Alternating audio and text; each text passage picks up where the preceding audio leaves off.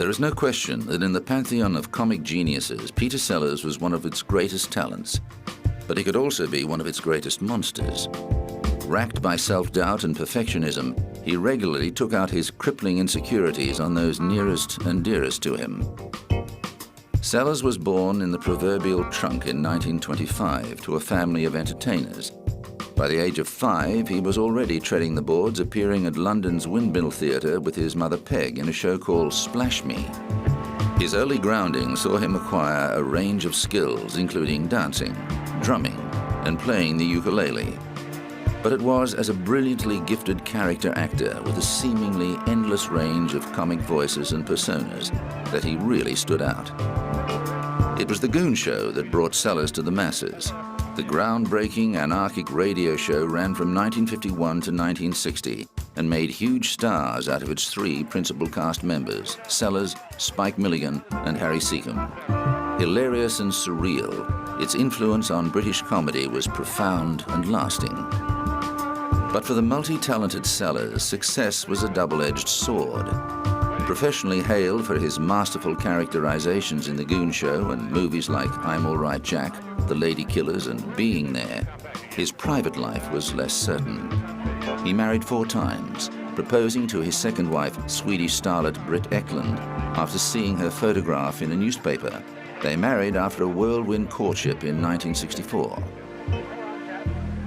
The mid-60s saw Sellers at his professional peak, starring in such disparate but highly regarded films as Dr. Strangelove and The Party, and the first couple of Pink Panther movies. But his 4-year marriage to Britt Ekland was blighted by abusive behavior and a series of heart attacks that left him permanently weakened. The heart problems appeared to have been exacerbated by his problems with substance abuse, particularly the use of amyl nitrates. He was also known to drink heavily and use cannabis. The image of the tortured genius, extreme in his affections and actions, is a cliched one. But in Sellers' case, it appears to have been true. Catapulting from the depths of depression, he could be passionate about fast cars and beautiful women. He fell madly in love with Sophia Loren when they co-starred in 1960's The Millionaires, but his adoration was unrequited. He counted luminaries such as Laurence Olivier, David Niven, Roman Polanski, and Stanley Kubrick among his friends. Yet another great director, Billy Wilder, was not. Sellers was to appear in Wilder's 1964 film Kiss Me Stupid, but had to drop out after his heart attack. Later, Wilder and Sellers both did some uncredited script work on 1967's Casino Royale. On hearing of Sellers' failing health, Wilder said, "You have to have a heart attack."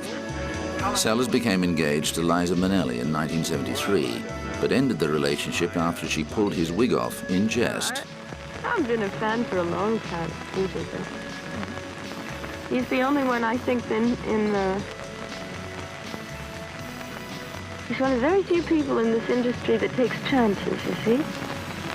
When you do get married, you'll be the 4th Mrs. Peter Sellers. Does this thought bother you at all?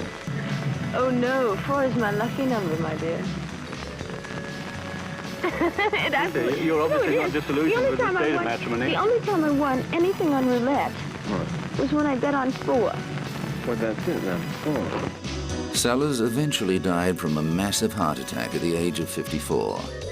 He was a complex and mercurial man, and to this day many friends and family defend him loyally. Sellers once said that when he died, he didn't want to have a memorial service because he didn't believe anyone would turn up. He was wrong.